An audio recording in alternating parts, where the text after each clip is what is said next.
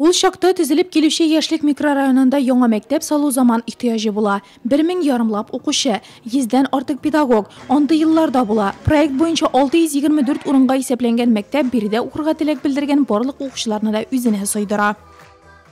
Мужья, дети, братья по ночам работали. Но 1 сентября школа была открыта и успешно начала работать.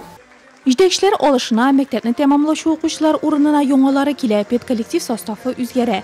Максат исә бер кала. Ул балаларга ныклы белем һәм тәрбия бирү. Шәһәрнең 4нче мәктәбе быел район рейтингында 2нче, учреждениене Султан Әхмәтҗанов җитәкли. Спасибо нашим учителям-ветеранам. Низкий поклон вам за ваш труд. Директорам спасибо.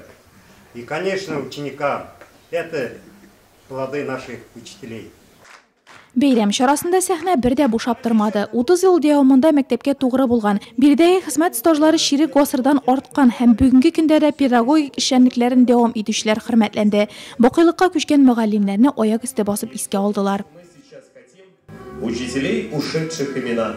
Сегодня так они важны, и память наша их хранит всегда. Туган мәктәбемә рәхмәтле, әлеге сүзләр чыгарылышлылардан иде. Сәхнәдә мәктәп вальсы, залда мәктәп ел язмасының төрле еллары шаһитлары, тарих дәвам итә.